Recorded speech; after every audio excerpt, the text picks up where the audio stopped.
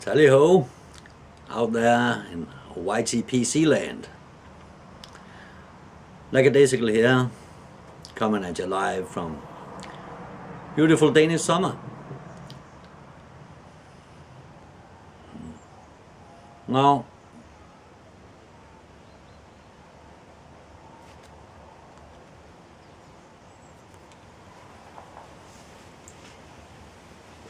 welcome to my stoop, I should say, as our friend Thabo does, because this video is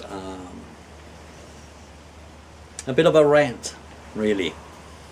Our friend Janez from Pipe Tobak, as you well know, is having his 1000 sub giveaway, and he has asked us to show off some aged tobaccos, and I would like to take that chance to discuss some points of view I have on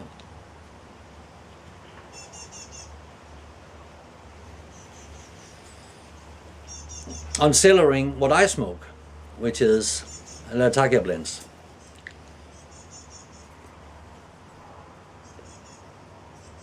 And I like to discuss the cellaring of Latakia, but also mention some of the controversy about surrounding Latakia and some of the regurgitated half-truths and the made-up stuff that just makes the rounds and becomes conventional use of terminology and conventional wisdom, but is just wrong, really. Let's get to it then. But first, let me just show you what I'm smoking. I'm smoking this here Germain's 1820, sent to me by our British brother of Briar, Pipe Tree. Thank you, buddy. It's so wonderful.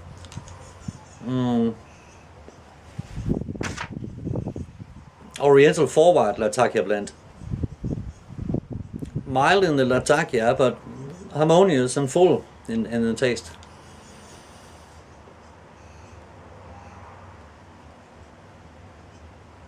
But as I said, like with all Germain products, that at least as far as I know, are on the mild side. On the mild side. Now, I'm smoking it in this. Now this here, my friends, is half-bent egg, block mersham, Turkish, custom-made Cumberland stem, is in fact a Fikri Baki. If you know your mersham carvers, you know Fikri Baki is one of the top 1, 2, 3 most famous mersham carvers in the industry. Fikri Baki. Unfortunately, he's located in America now, and I don't think that they will send any products outside of America anymore. They used to have a bit of trouble with overseas customers, customs and stuff like that. I know, I was one. Yeah.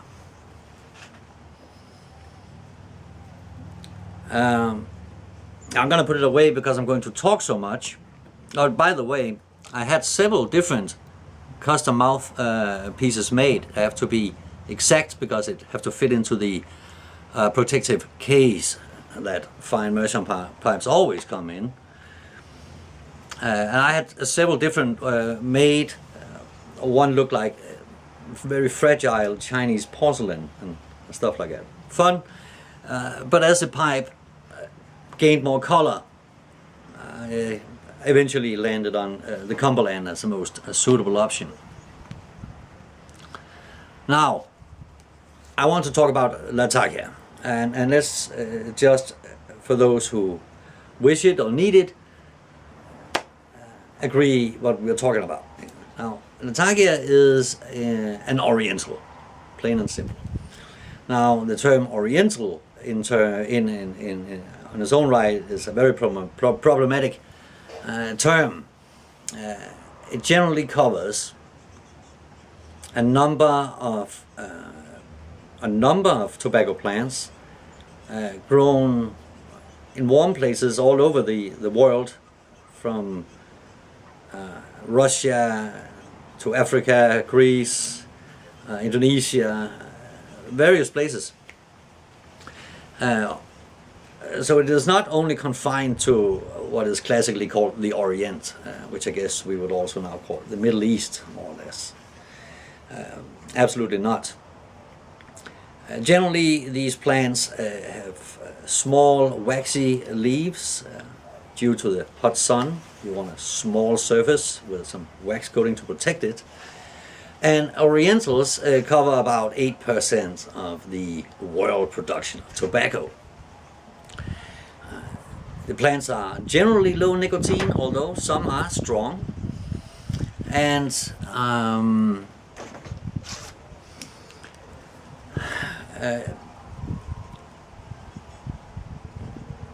you could say, I think, and I'll explain it in detail in a bit, but you could say, oh, everything's blowing around on this table. I'm sorry, Danish winters or summer is nice, but windy. You could say Latakia is really a process as well as a tobacco in that sense.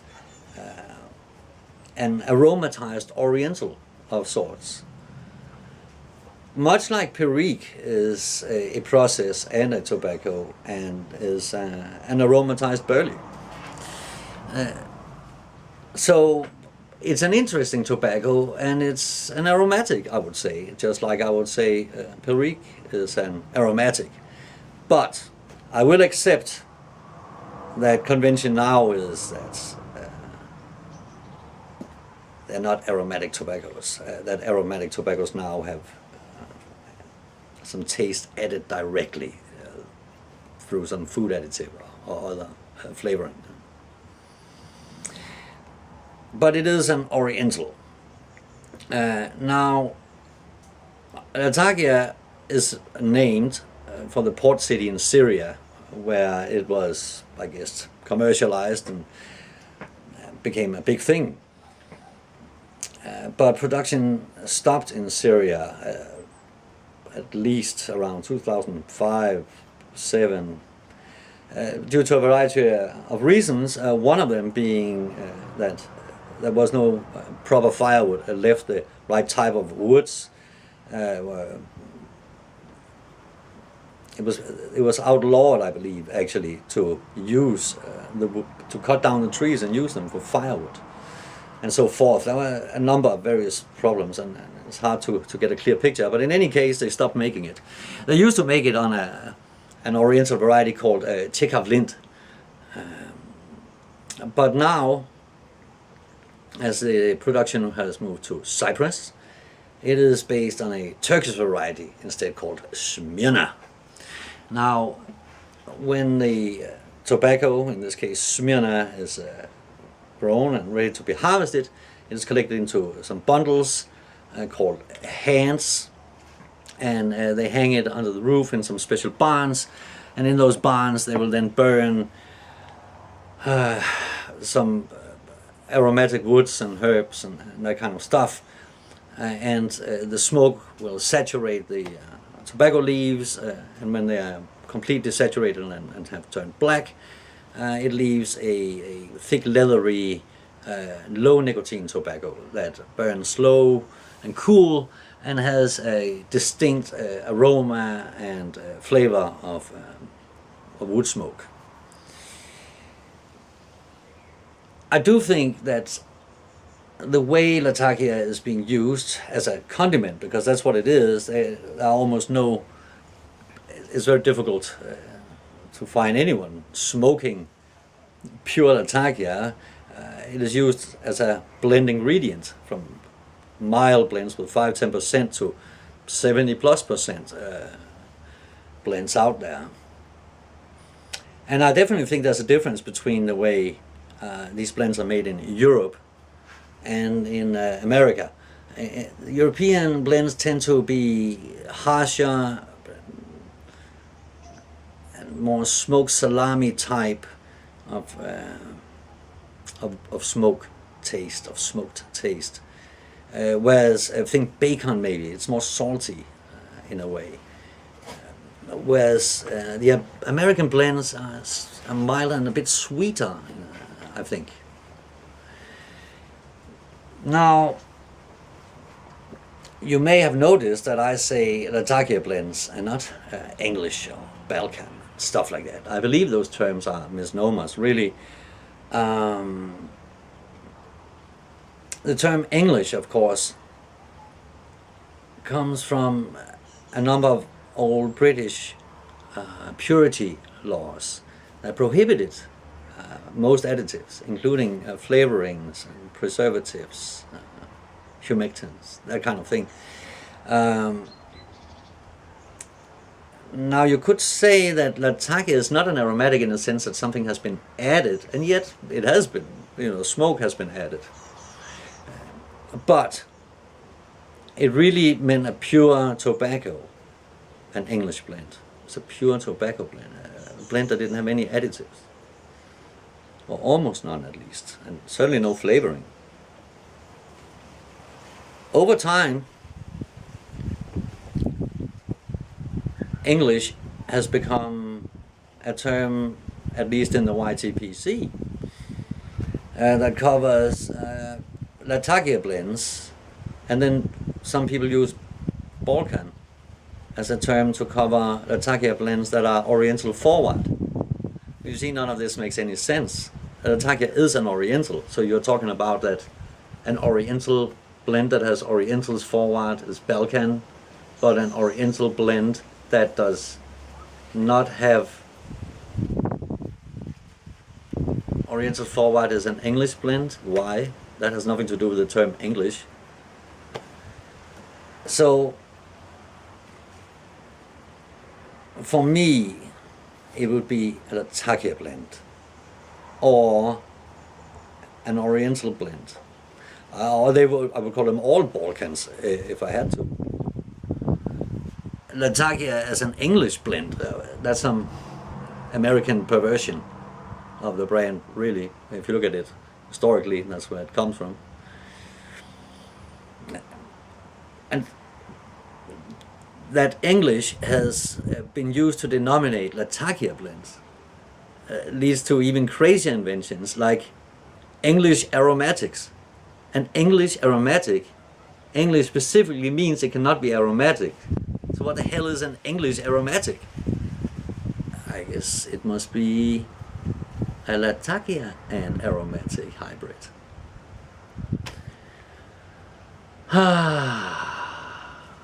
Sic transit gloria mundi. Yeah. Now, so much for what Latakia is and problems surrounding classification of Latakia blends. But that being said, Latakia is blended with other things. That could be anything. Virginia, Spurleys, Cavendish, other Oriental varieties, obviously. And this matters when it comes to cellaring. Let me show you what Janez asked for, some of the oldest tobaccos from my cellar. This here is tobacco I've been raving about for a little while now. I love it so much. GLP's Black Point. I absolutely adore this blend. It's fantastic. And what I want to show you is this. It's from 2015. 2015. Well, you noticed my battery ran out. I had to change that. Now, so much for what Latakia really is, and the problems surrounding classifications, blends involving Latakia, and what Latakia is in itself called.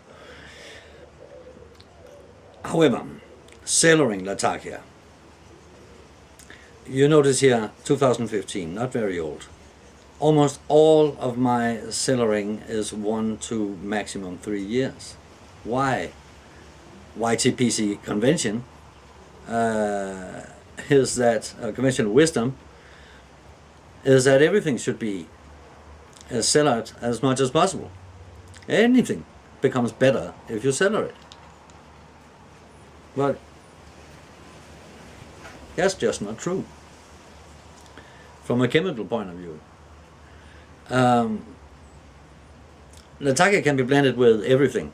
You've seen it with Virginia, Spurleys, Cavendish, other Oriental varieties, or a mix of all of them. But only some of these tobaccos actually react well to cellaring. In fact, it's really only Virginia that where cellaring does anything, aging does anything to it. Latakia doesn't change, except that it loses its teeth, as they say. It becomes weaker.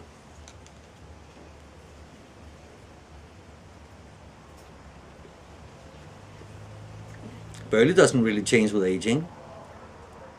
Aromatics certainly don't. They're filled with preservatives that are meant to fight against any changes with aging, like humectants, which are additives that suck all moisture from the air and imparts it into the host body, so to speak. So what you really are doing when you are aging something like a Latakia blend is that you are weakening the Latakia. That of course means that you can taste the other ingredient tobaccos more clearly. And I think this is why some people think that aging Latakia blends makes them taste more complex. What it does is it makes it a completely different blend than what the makeup of the blend meant it to be. And if you really like Latakia, then you just feel that you are smoking some toothless version of something, of a blend you perhaps know already and like.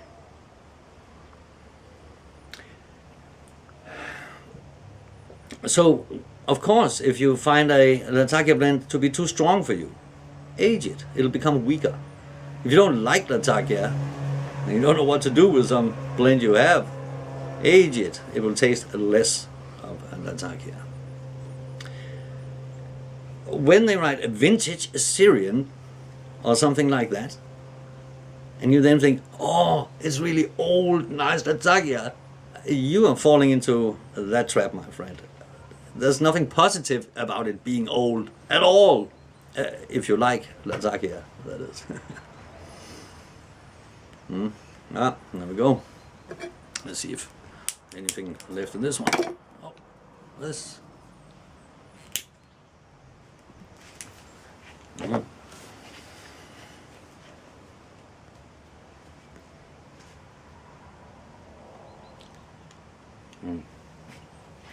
And so, for Janez, I'm sorry, it's not old, but it's not meant to be. And I know that you are an obsessive collector, and you like Latakia. I'm telling you, man, it's only gonna get worse with time. So smoke it while you can.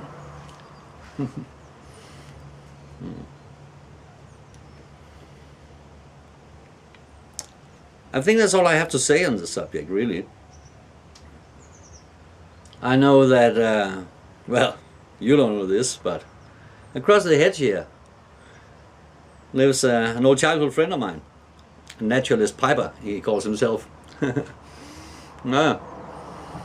This guy, you know, ever since he saw the YTPC film crew van pull up outside the house this morning, he's been mowing the lawn, and I think he was building a tree house at some point. He doesn't even have children. All sorts of strangely noisily activities. I think he's a little jealous over there. So you guys better go ask him if he would like to say a few words to the YTPC. I know he's a big fan. You guys are gonna love each other. All right, so peace out from Lackadaisically and the Danish summer, and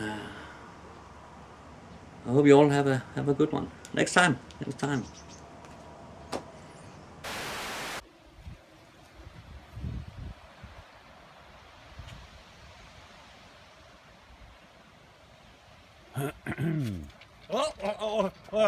YTPC.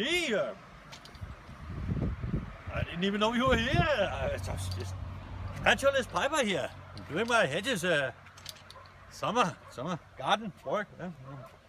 What I'm smoking? Oh, I'd love to tell you. I'm smoking a hybrid. This is an English aromatic, actually. Took some Bentley Royal Vanilla. I mixed it with some Samuel Gavith Celtic Talisman, which is cherry vanilla, and some Samiji black cherry to give it some darker cherry taste.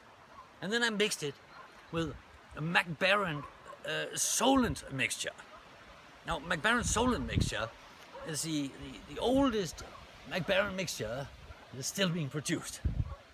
And it is a very smoky and tarry, almost asphalty tarry, or the tar from ropes and old ships. That kind of tarry Latakia mix. Quite spicy. Some Orientals too, I believe. Other,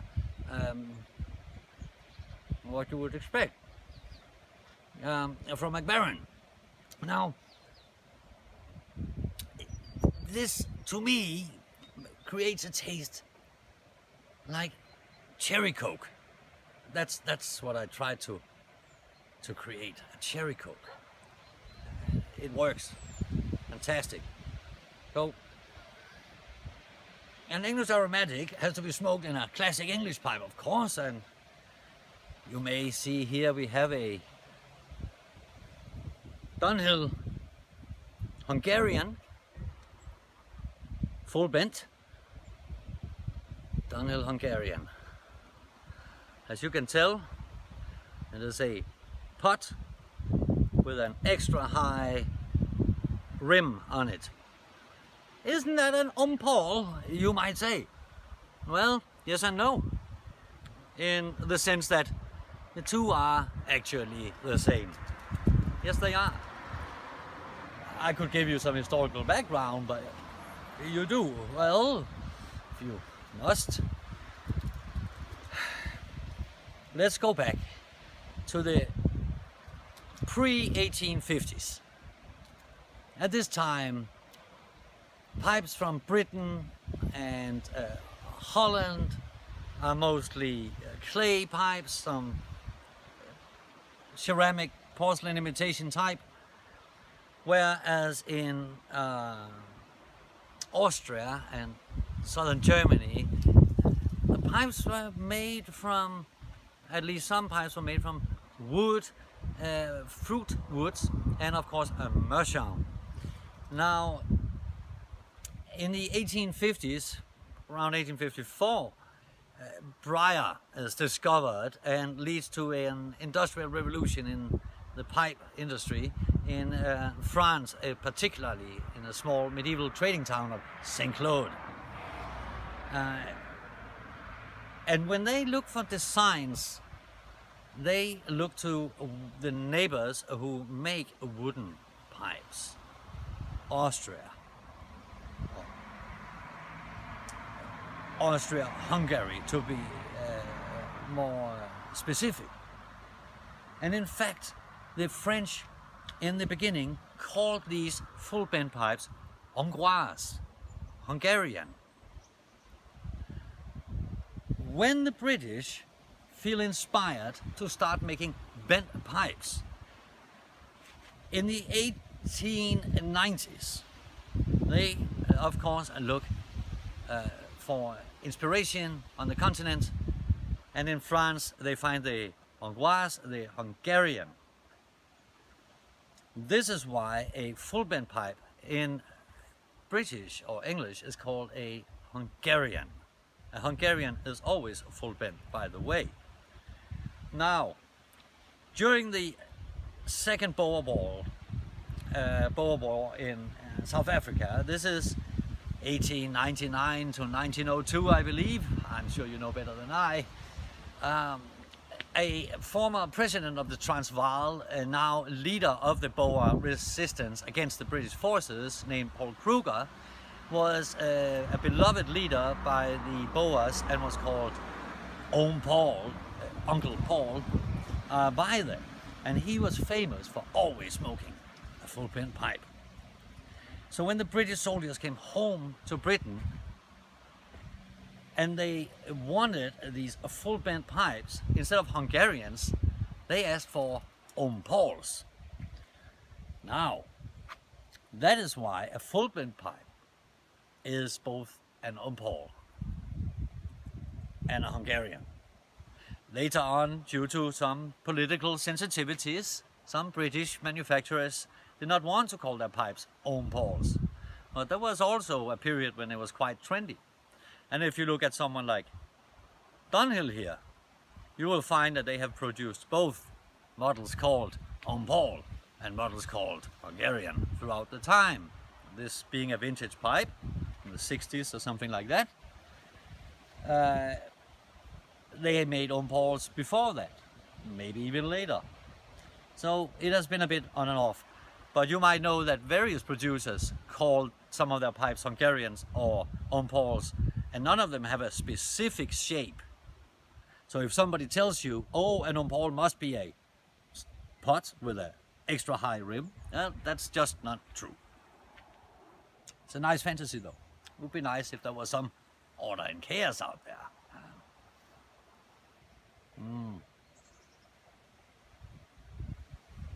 Well, you were visiting. Oh yeah, he said cellaring tobacco at Latakia. Well, you should, of course. All tobacco should be cellared as much as possible, especially Latakia plants. I mean, you can't listen to him. He actually likes Latakia. No, don't.